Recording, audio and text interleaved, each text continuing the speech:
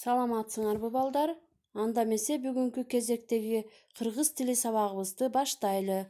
Биздин бүгүнкү сабагыбыздын темасы белгилүү жактуу сүйлөм.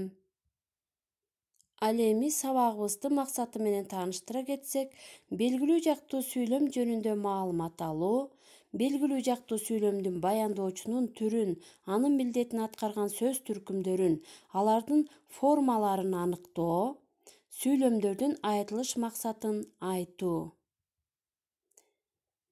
Демек балдар, белгилүү жактуу сүйлөмдөрдүн грамматикалык негизинен этиштик баяндооштор түзөт. Анын баяндоочу дайыма негизинен этиштин биринчи жана экинчи жактагы буйрук, шарттуу, ниет каалоо ыңгайларынан болот да, ээлик милдетти аткарган сөздүн катышып турушу талап кылынбайт. Ал каймана, туюнтуу маанисинде гана айтылат. Мынакей тактап айтканда белгилүү жактуу сүйлөмдүн төмөндөгүдөй аныктамасы бар. Баяндооч белгилүү бир жакты көрсөтүп турса да, мазмуну боюнча каймана, баяндоо маанисинде айтылган бир тутумдуу сүйлөм белгилүү жактуу сүйлөм деп аталат. Буга мисал: малдын башынан кечтим. Демек бул сүйлөмдүн баяндоочуна көңүл бура турган болсок, кечтим деген бул баяндооч. Мында бул сүйлөмдө аракеттенүүчү жак сүйлөөчүнүн өзү. Кийинки сүйлөмгө көңүлүңүздөрдү бурабыз.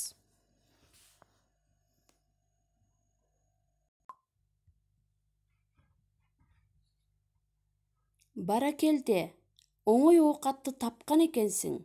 Бул сүйлөмдүн баяндоочу этиштик баяндооч экенсиң.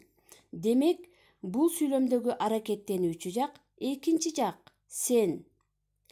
Бирок бул сүйлөмдөрдөгү этиштик баяндооштор жактама ата тооштун энин, тактап айтканда мен, сен деген сөздөрдүн болушун талап кылбайт. Анткени даана белгилүү жактын маанисин баяндоочко жалганган жак мүчөлөрү баяндоочунун өзүнүн семантикасы билдирип турат. Эгерде бул мисалдардагы сүйлөмдөргө кошулуп айтылса, анда сүйлөмдүн жалпы мазмунунда өзгөрүү пайда болот же сүйлөмдүн стилдик курулушу бузулат, ошондон улам айтуучунун негизги ою, максаты өзгөрөт, бурмаланат. Мынакей салыштырып көрсөңөр болот. Биринчи сүйлөм: арманай, кайсы кылыгыңды айтайын. Бул сүйлөмдө сүйлөмдүн баяндоочу айтайын деген сөзгө басым түшүп айтылды. Экинчи сүйлөмдө: арманай, мен кайсы кылыгыңды айтайын. Бул сүйлөмдө басым баяндоочуга эмес, ээге келип түштү. Көрдүңөрбү балдар? Бул сүйлөмдүн өзгөртүлгөн вариантында биринчиден жөнөкөй сүйлөмдүн түзүлүшү өзгөрдү. Бир тутумдуу жөнөкөй сүйлөм эки тутумдуу жөнөкөй сүйлөмгө айланды. Экинчиден сүйлөмдүн баяндоочуна эмес, ээге бөтөнчө көңүл бурулуп, басым маанисинде айтылды. Сүйлөмдүн түп нускасында баяндооч биринчи планга коюлуп, угуучунун силердин көңүлүңөрдү буруу максатында логикалык басым менен айтылган.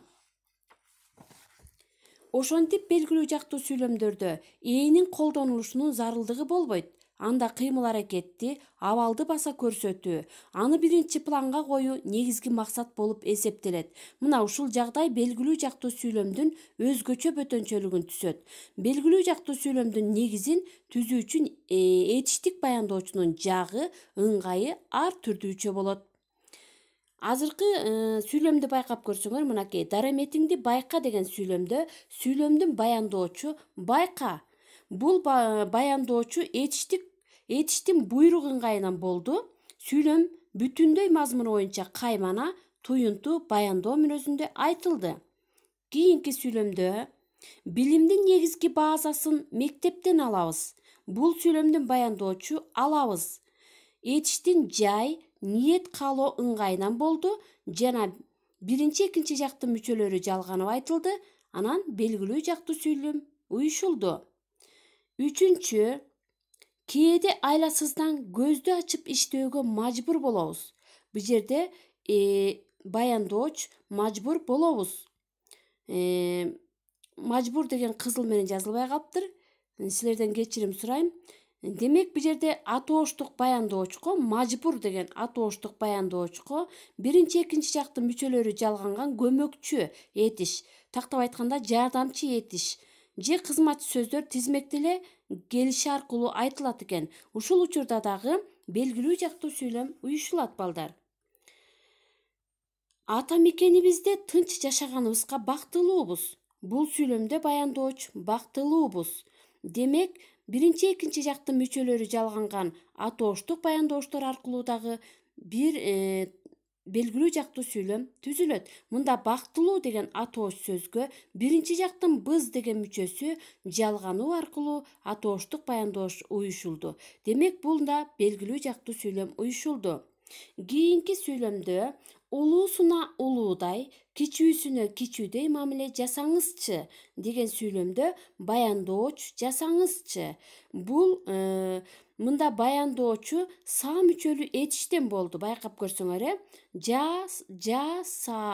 Демек, са мүчө уланды жана экинчи жактын мүчөсү жалганып, сүйлөмдүн жалпы мазмуну каймана мүнөзүндө айтылып, белгилүү жактуу сүйлөм уюшулду. Мынакей балдар, биздин бүгүнкү белгилүү жактуу сүйлөм боюнча ала турган маалыматыңар ушуну менен аягына чыкты. Бул тема боюнча түшүнбөй калган жериңер болсо, мага сурооңорду берсеңер болот балдар. Ал эми мен силерге үйгө тапшырма иретинде 242 көнүгүүнү берем. Анда силер белгилүү жактуу сүйлөмдүн баяндоочунун түрүн, анын милдетин аткарган сөз түркүмдөрүн, алардын формаларын аныктайсыңар жана сүйлөмдөрдүн айтылыш максатын, жалпы маанилерин айтып бересиңер. Бул боюнча мага тапшырмаларыңарды жөнөтөсүңөр. Анда эмесе сабакка көңүл бурганыңыздарга чоң рахмат.